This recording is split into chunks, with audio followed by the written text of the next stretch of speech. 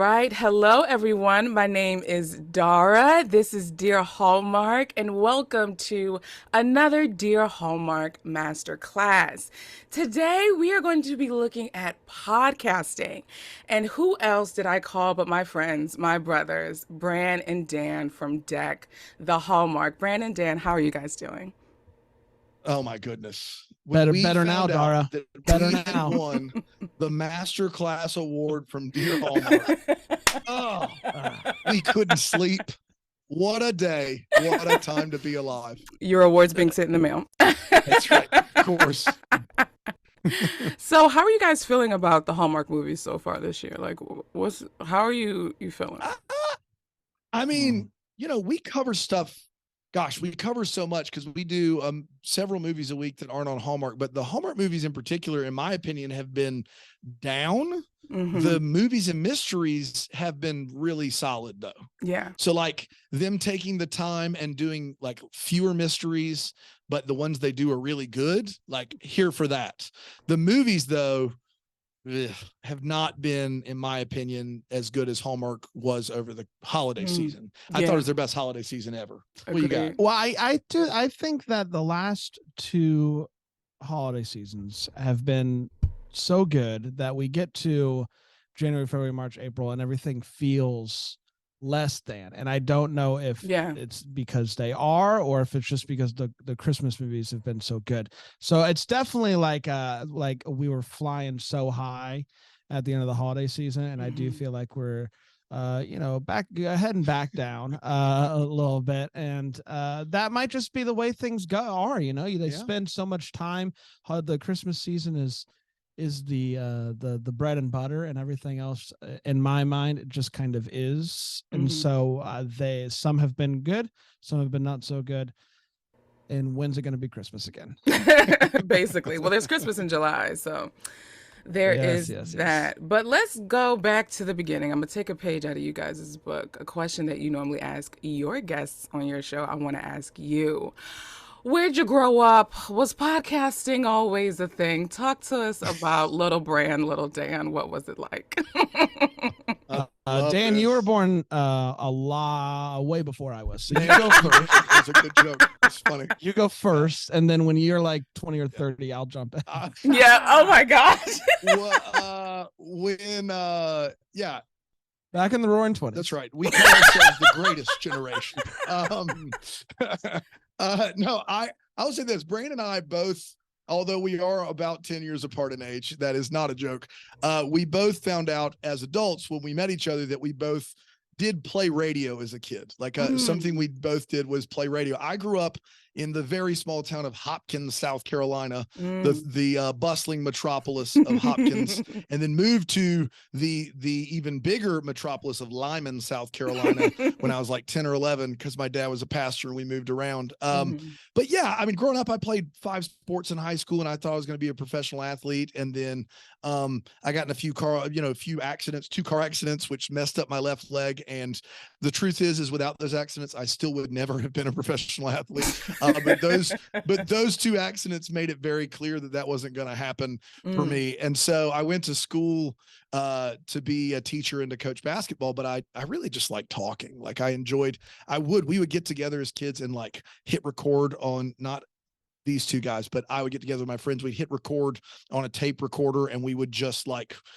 play like we had a radio station. And that was something we did regularly. And so, then I became a teacher and met this guy. And then, Bran had this idea for this podcast, and the rest is history. It's not, we'll get into more of it, but that's basically it. This allowed me to do something that I guess I kind of have always wanted to do. I mean, it really is our dream job. We don't come to work every day kicking rocks, upset about having to podcast and put out content. We enjoy it quite tremendously. So yeah, even though I taught for a long time and coached for a long time, I feel like this is where I feel the most comfortable. Yeah, I grew up in Florida, which I don't. I'm sorry. I know.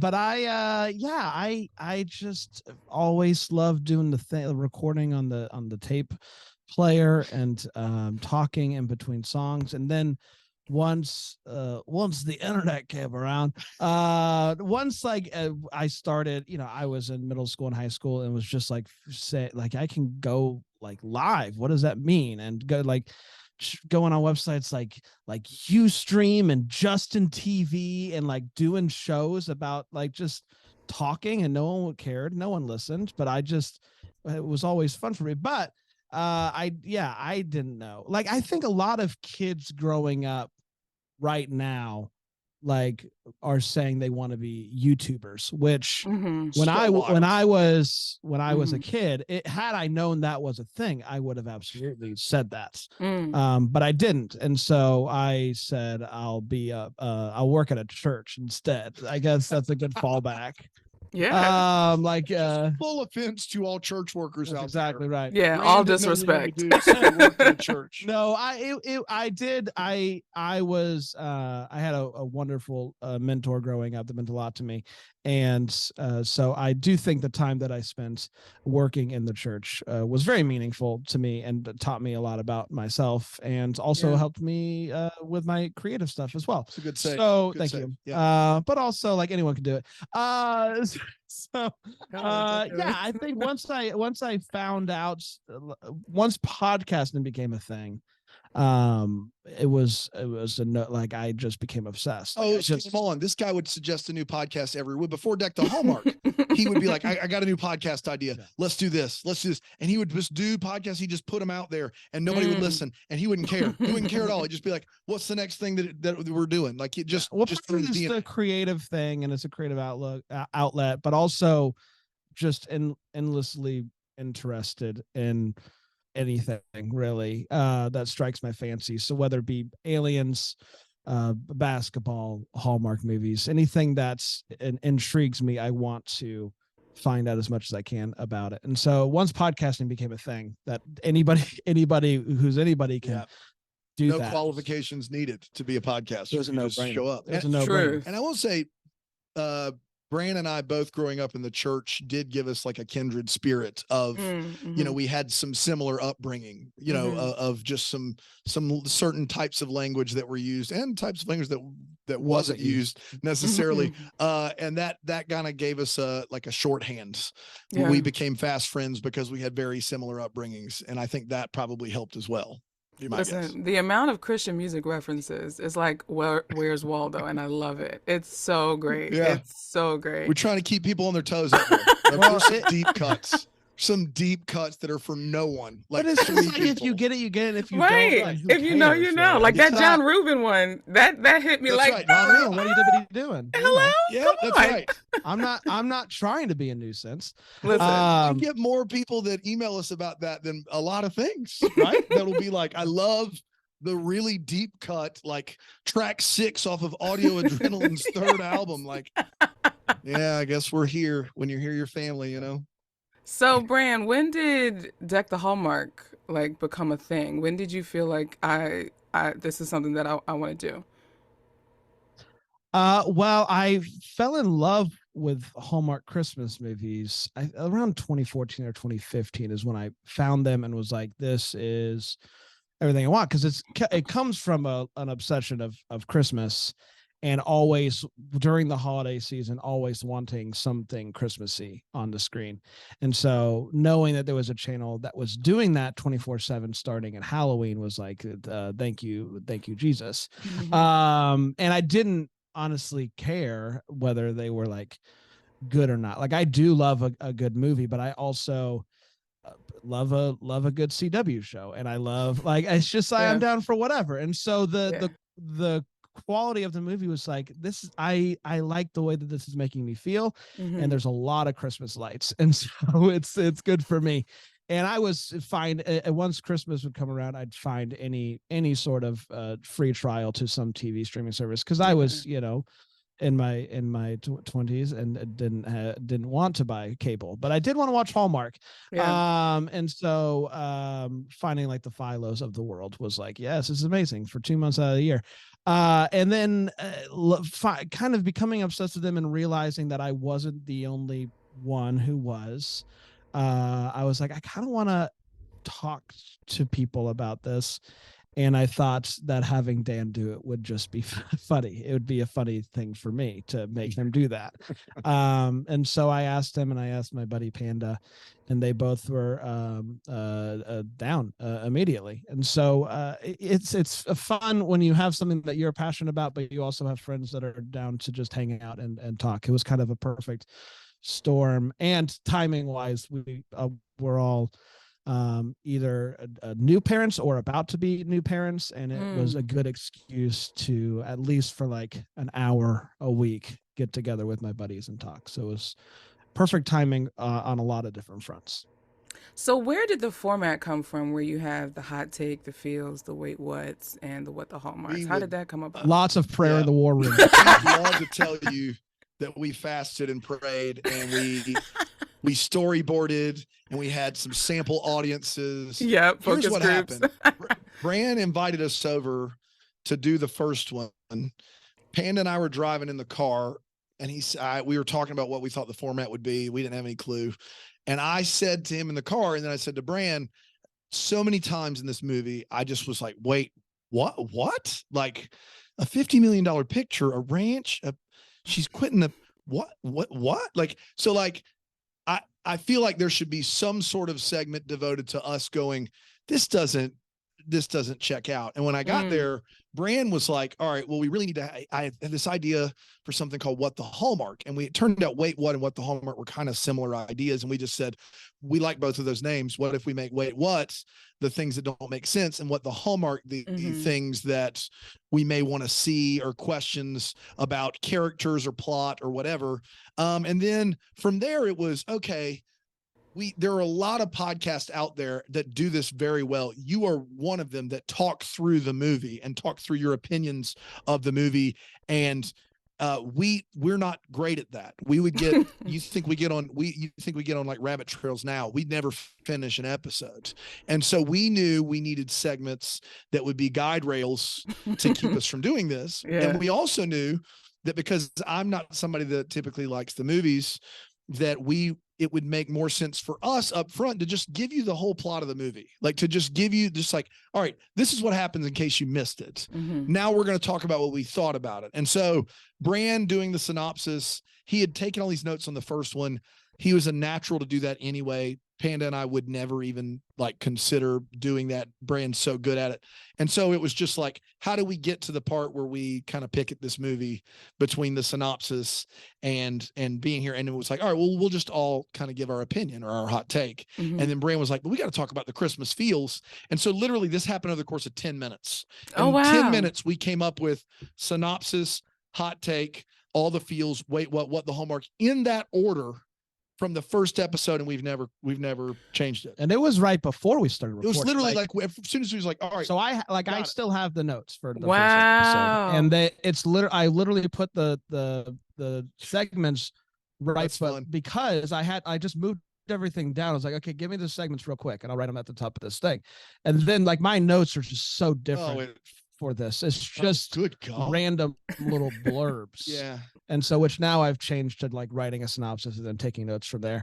Yeah. But it is funny to see this. But yeah, we had it was just literally right beforehand we scrapped together 4 segments, and then it just was lightning in a bottle, Dara. It wasn't any great planning or science. Like it was just, it happened to click and work at the right time. And then we were in 2019, we talked about changing the segments. Right. And we thought What the Hallmark and Wait What were too similar. And so we were like, we'll change What the Hallmark to something and have some fun. And then people in our community were like, no, why would you do that? So similar to Hallmark. If you change anything, the fans riot. That's right. Yeah. And so it's like, we'll do the same thing every episode, just like Hallmark. And it's kind of perfect. It's been the format for literally every episode movie review. Yeah.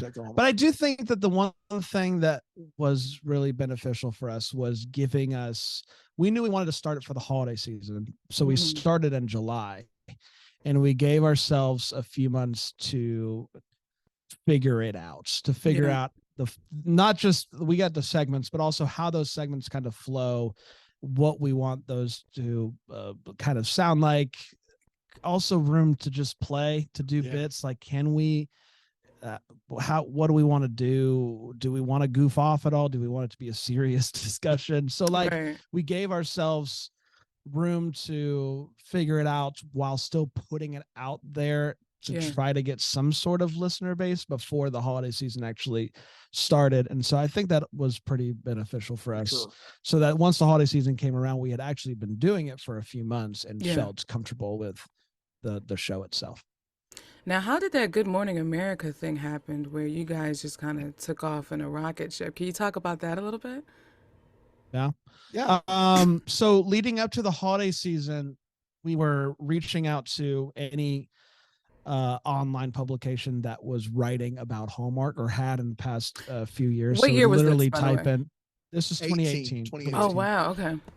So we'd go to Google, type in Hallmark Christmas movies, go to news, and just like work backwards. And anybody who wrote about it at all over the past few years, we wrote an email and just said, hey, we're doing this podcast. Would you write about us? And when we say we, Bran is doing all this. This is his genius. It's not us. I'm not, Panda and I aren't, in the boiler room down there, like just cranking away emails. Like that was Bran's deal. He was so smart to do it too. So we did that, and some people started writing about it, which was amazing. Like when we were in Southern Living, I was like, what? Like, this is for a guy from South Carolina whose mom had Southern Living magazines around the house all the time. I was like, we've reached kind of the pinnacle here. Like Southern Living is it. Right. But and it was amazing. And so we got some good online press, and one of those blurbs ended up in the lap of a producer at GMA, and they were the pop news producer. And so they were throwing out ideas to their anchor, Talera, about, hey, here's some things you could talk about. And I guess they thought that it was funny. So they talked about it like, hey, Hallmark movies are starting. There's this new podcast where guys are talking about it. That's funny. You should listen, which was amazing. Like we didn't know it was happening. No. It was literally like, hey, we're finding out about it as it's happening. Yes. So I was speaking in chapel at the school, like at a Christian school. I'm literally speaking, and my phone is on vibrate, and it's in my pocket, just bzz, bzz, bzz, bzz, and I was like, "What is going on?" It's also when we found out that people watch Good Morning America live. Yeah, it was amazing. Like 4 million. We had no idea. Live. We thought like nobody watches that anymore. So that was amazing, and then literally that afternoon, we got an email from them saying, "Hey, can you hop on a call?" Would you want to come on the show? And we're like looking at the next 2 months. We're like, okay, we have no money, Dora. Like we all are just like trying to make ends meet. Like we still are. And we're like looking at flights, and we're like, Spirit Airlines has a direct out of Charlotte to Newark for $87. If we pull our money together, then we can blah, blah, blah. And maybe in a week or two, we can all get on that flight and blah, blah, blah. We have nothing. Like we have no websites, nothing. And so they're like, we get on this phone call, and they're like, so what's stopping you guys from being, on the show tomorrow morning? And we were like, well, money. They're like, oh, we're paying for everything. And we were like, oh, okay. Well, yeah, then we could make that work. And so we'll have to, move some stuff. We'll have to move. Let's see if we can move stuff around. I'll talk to my assistant and see if they can clear. And so like literally the thing aired at 8 something in the morning. We had a phone call with them at 2:30. At 6:30, we were on a flight. None of this Charlotte stuff either. We were direct out of GSP, baby. Greenville, Spartanburg. Didn't even have to drive to Charlotte. Direct out of GSP into New York. Picked up. A driver picked us up with the name on the card, the whole bit. Drove us into, we stayed at the Millennium in Times Square, right across the street from ABC Studios. It was an absolute whirlwind. I bet.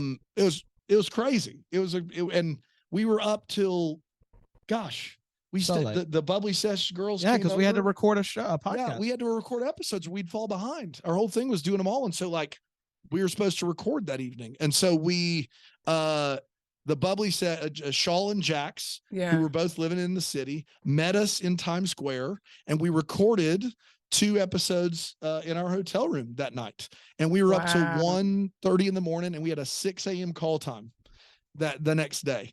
And so we got up and did the show the next day.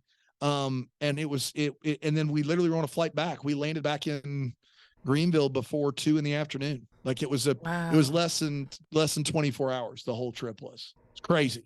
It was just a lot of luck, a lot of luck. And I think a lot about, there's a podcast called How I Built This with Guy Raz, and he interviews different entrepreneurs, and he always ends by asking how much of your story so far is luck and how much of it is of created. And I think a lot of it is luck. A lot, like obviously doing some of the hard work early on, and by hard work I mean emailing people, was beneficial. But like so much of it is just out of your hands, and wild, and one of just something that, hey, at least we got a fun story for our kids one day. That's what we thought. We were like, this is a fun story for our kids and grandkids. And, I will say this to piggyback on that a little bit, like the thing that I think people misunderstand is like, you can't typically plan to go viral or to be a success in something like this. I think the only thing that we planned to do was, Panda and Bran and I had always had a blast hanging out together, and we had built a rapport and a chemistry that we had for years. So, we didn't know what Deck the Hallmark was in 2013, but from 13 to 18, we were practicing. We'd have to do skits for, these school trips, and we'd have to MC the Christmas program, and all of it. We'd do ad lib. We just improv all of it. And so we had kind of been working on this thing for 5 years, and it was just hanging out and just making each other laugh. And then, that's a train moving this way. And then this opportunity hit, the perfect idea that Bran has hits. And those two things kind of create that lightning in a bottle, which draws the attention of Southern Living, Country Living, Oprah magazine, whatever. And then, Good Morning America, complete and utter, could have been any one of a million podcasts to be on there. And the segment went really well. I mean, the segment went well, which was a bonus, and it was funny. And so all of that really was very, very fortunate. We are very blessed, because without that, we're definitely not doing this as a full-time job, and we're certainly not in a master class. I can tell you that much. Oh my God. Right now. I know that's true. That's true. I mean, first of all, you guys are talented at what you do. Even though it is commentary, you still are able to construct it in a way that's entertaining, because anybody can give commentary,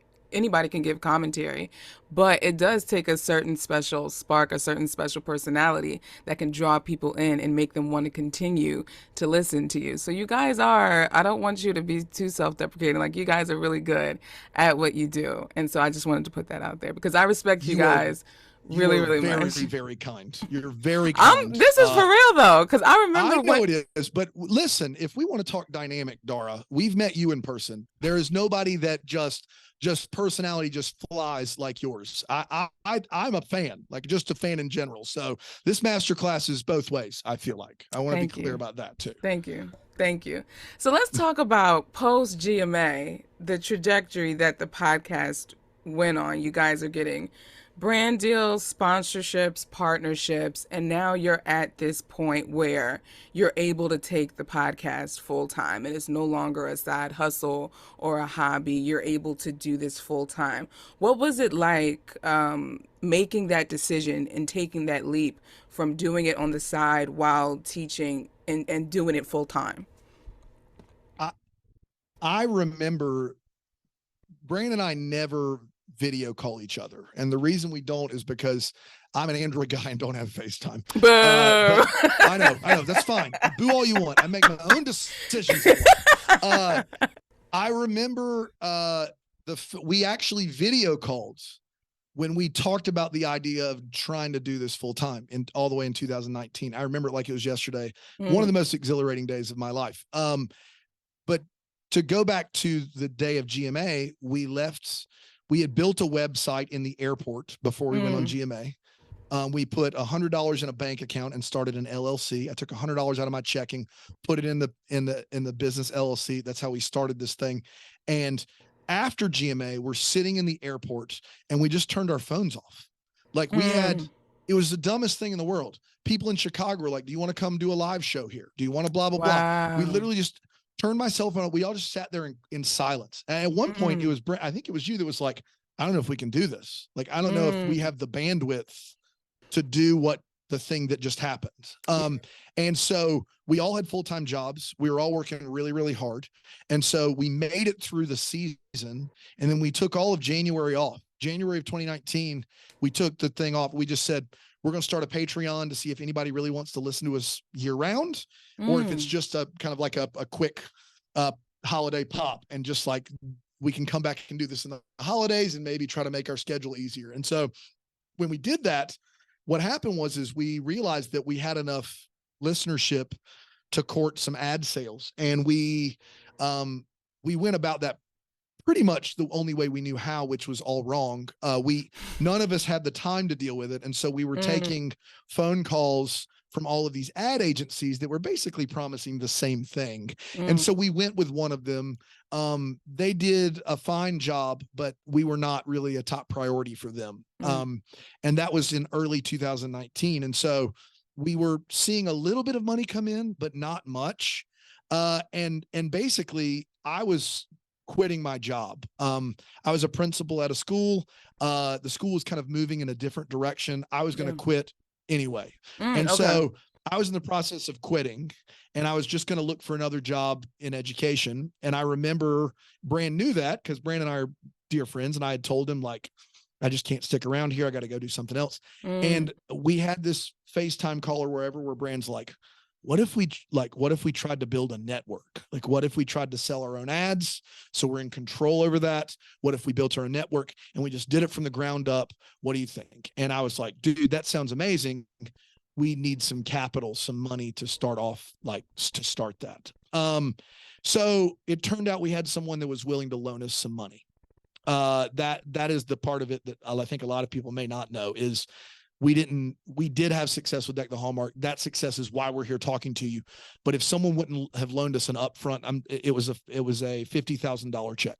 If someone had not loaned us a $50,000 check upfront and then offered to continue loaning us money for a year, although we didn't have to take that the whole time, we would not be here. And they loaned that on the understanding that they would get that money back with interest, or they would get a percent of the company if we sold it.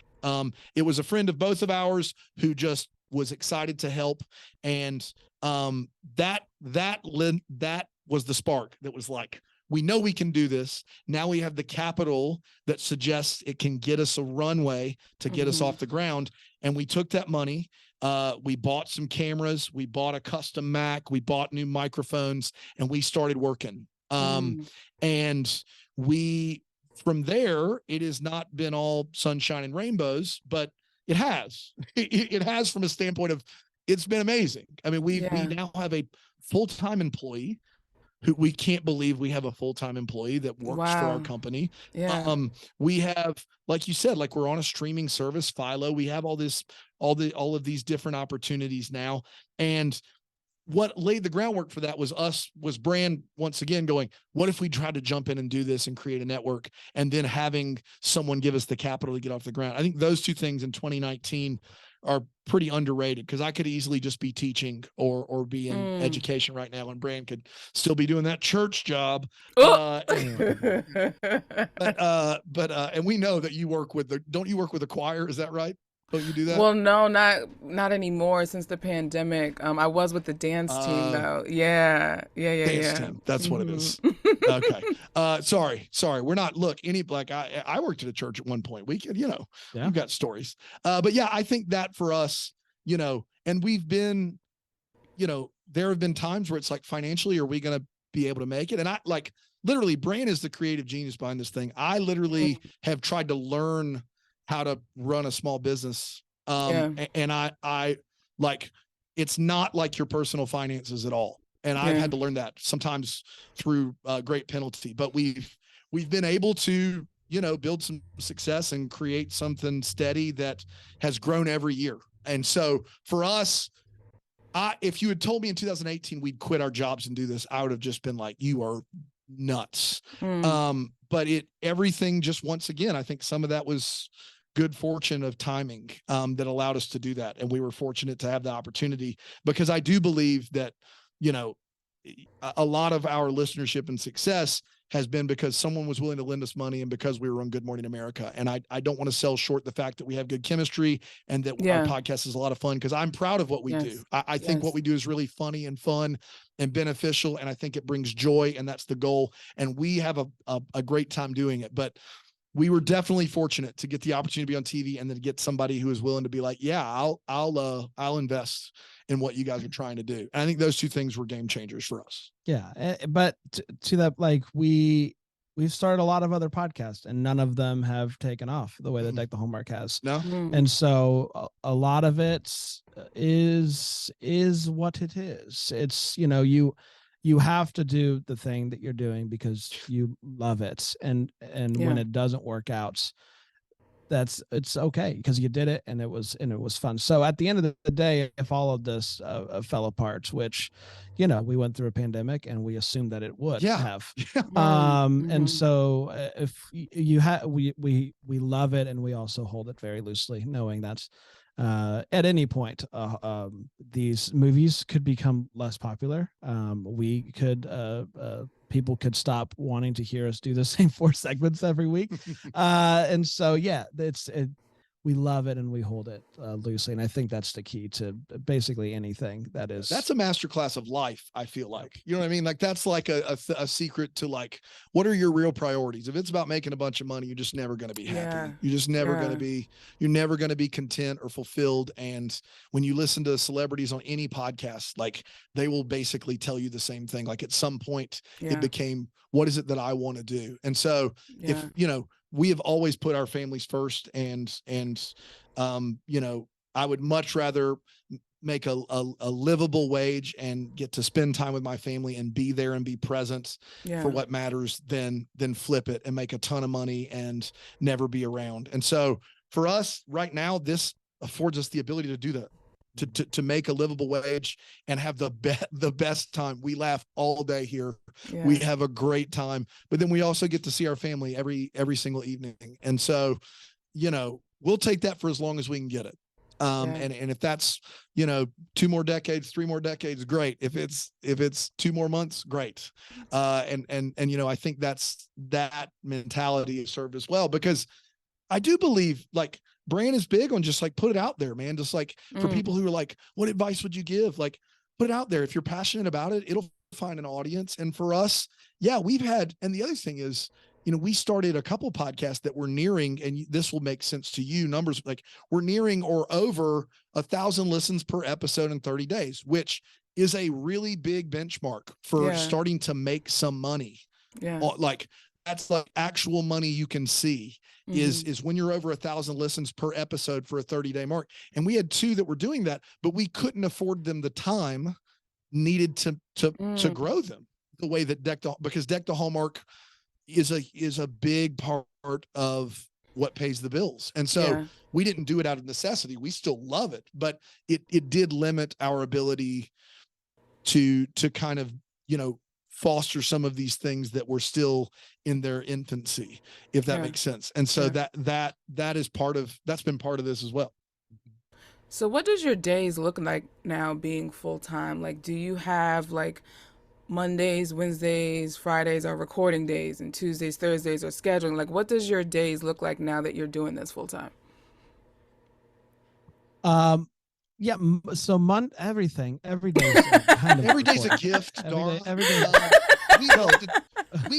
We technically have a schedule for the week. Does it always work like that? Our operations manager, Aaron Shea, is smiling / laughing / cringing in the background right now. Does it work out like that? No. Are Bran and I both full ADHD dogging up squirrel? Yes, we are. Do we decide or forget we had something and then do something? Yes. I will say this. We don't work Fridays. We don't work them. We don't work Fridays. You try to get us, we're not in the office. We're here on Friday. It's for national television. We are not coming in on Friday. That is family day for us. We are with our families. My kids during school, we pick them up in car line. We're going to the pool, or we're going to the park, or we're going somewhere. And sooner or later, we're going to get big enough to where we may have to start working on some Fridays. And Bran and I are already happy, sad about that. Monday is typically a big recording day, recording day. Tuesday morning, we try to have a kickoff meeting, like at 9 a.m., where we like, hey, what are the big things we need to do for the week? We got the recording of our main stuff out of the way. Tuesday morning. But also, how are you? How are you? We do a how are you segment there. We do. You think I'm lying? We see each other every day. Brian, you don't even look at me. You're not even here for that, Brian. Sorry, Brian. Hi, Brian. Was in the other room and just gave me a Dara says, hey. So we try to do that. So Monday is just all like we come in and we start watching movies Monday morning. We watch all morning. We record all afternoon. Tuesday morning, 9 a.m. kickoff meeting. And then the rest of the week is a little bit more in flux depending on what needs to be done. We definitely are recording most days something, but all of the big Deck the Hallmark episodes, we watch and record on Monday. So like yesterday we watched the Tyler Hines Monday, we watched the Tyler Hines movie and the Two-Way Home episodes, and we recorded all 3 of those episodes. So Monday's a very full day, and our week kind of slowly sliding scale splashes into Friday. Yeah. That's how I would say, right? Would you? Yeah. Yes, that's fair. Okay. How long did it take for you guys to come to a schedule like that? Like, was it a big adjustment period when you guys first started going full time to get to that schedule?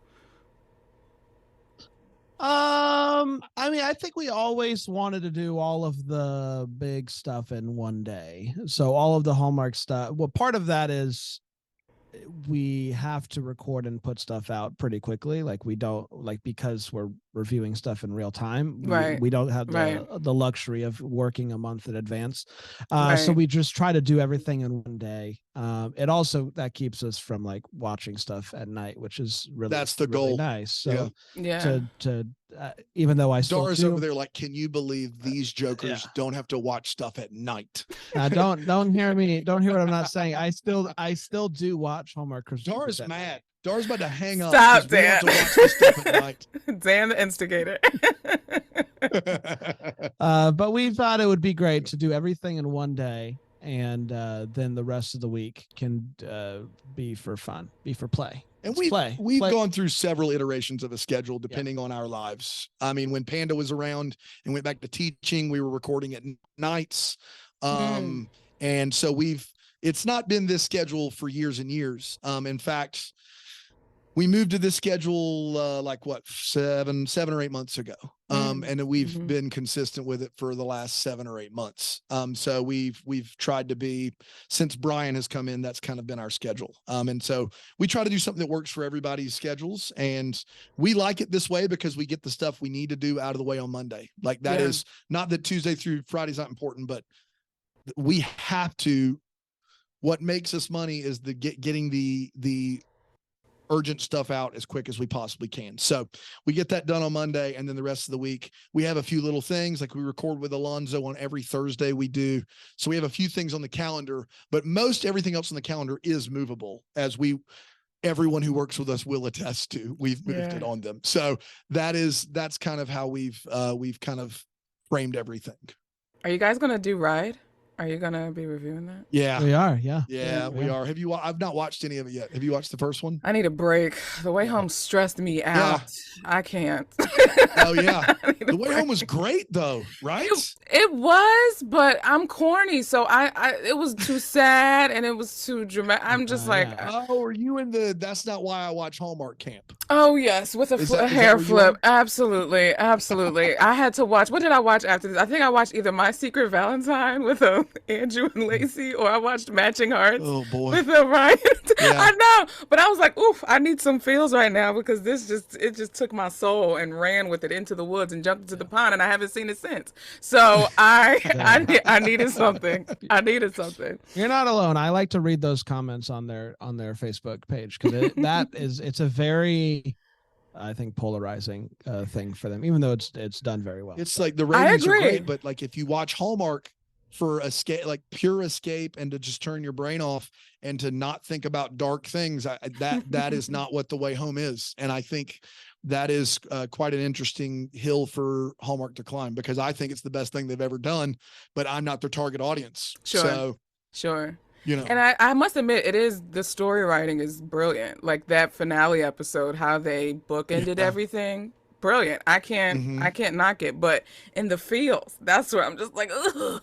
All right, I need a couple weeks, years, months. So I'm okay. It would behoove them to slide into a classic Hallmark movie. That's instead over. of Golden Yeah. Girls. I think that would do very well for them. Do you not like to watch any TV or movies that have like a darker tone to them at all?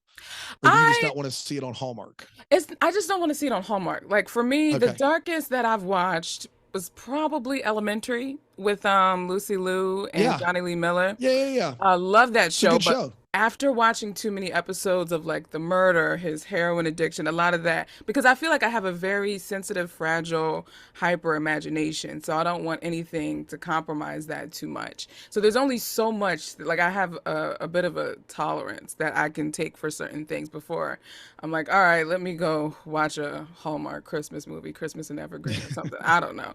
But like something to that effect. So yeah. I got you. Yeah, When yeah. they introduced the heroin addiction in season 2 of The Way Home, I think people are going to have a I problem. think they won't like that. But you know You're they gonna did figure it that out. in Chesapeake Shores. They had Treat Williams' character have a pill addiction, like he was addicted to painkillers, and then they had him. Did he shake him Did around? he shake him like that? Sorry, no, Did he this shake him was like me that? reminding myself.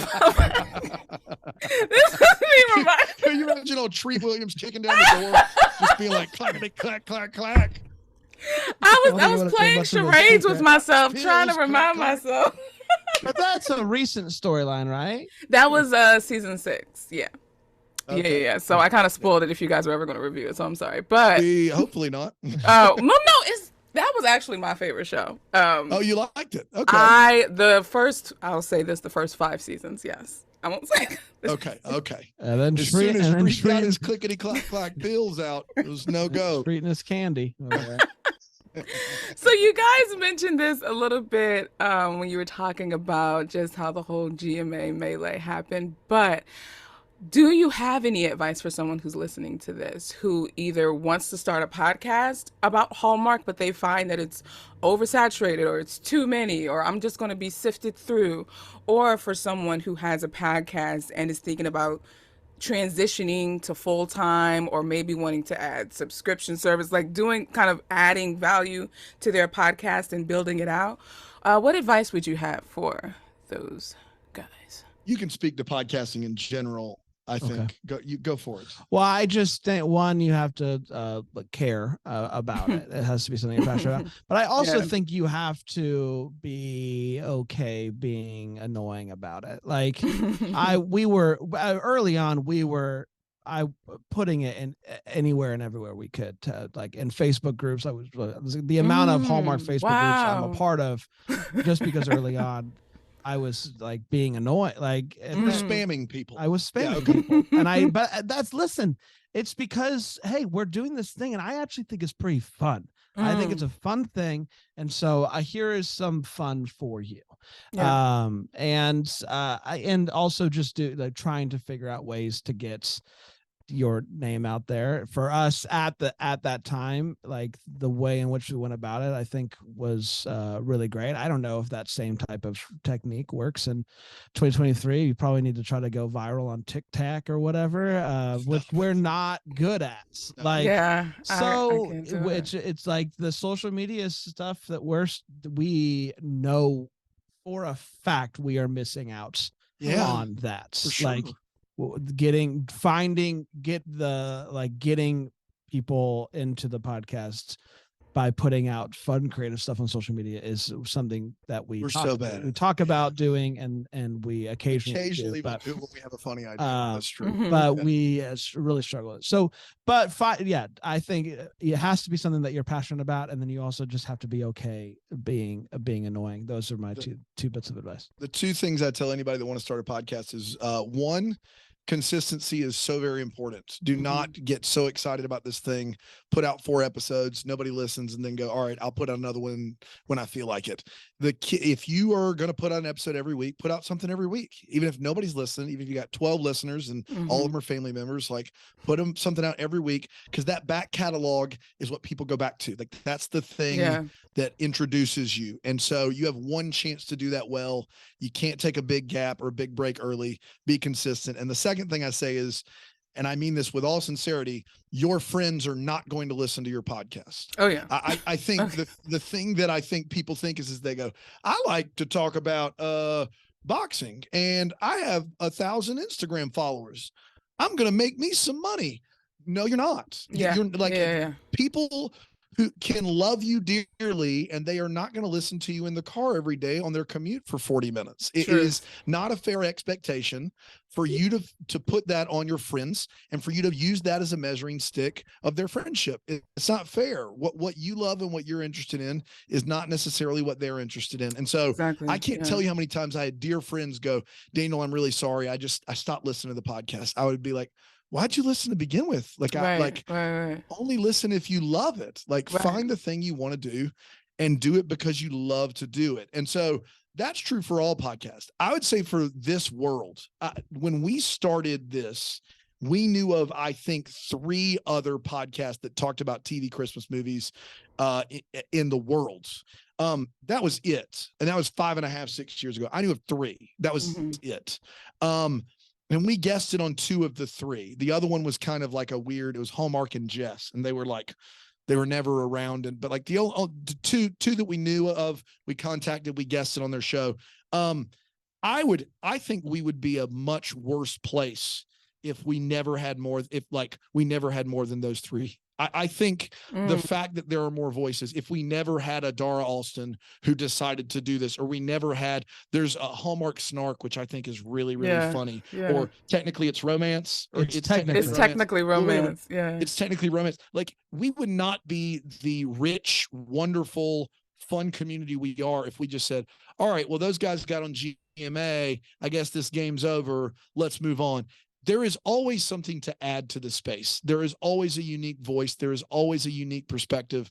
And I think that's incredibly important. I think, we have tried, and we don't do it as much as I want to because we have too many things and not enough people around here to do them. But like, we love having other podcasts on our show because we know that's where we were 5 years ago when there were only 3 podcasts, and we were the least heard of all 3 of them. And both of the other 2 were more than willing to have us on the show. And so I think if you're passionate about something, don't let the daunting numbers of how many other people are involved in it stay in your way from doing something that you love and you care about. Yeah. And so I think that should be the takeaway regardless is,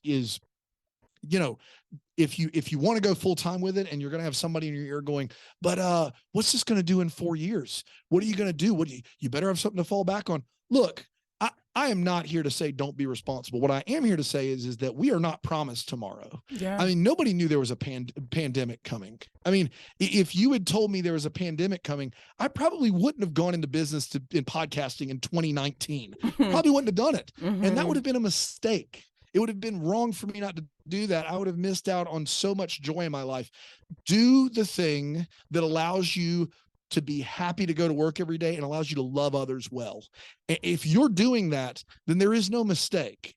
And I can't tell you how passionate I am about that, because that's the thing that makes this special is we really are like our podcast community, the people that are like our paid subscribers.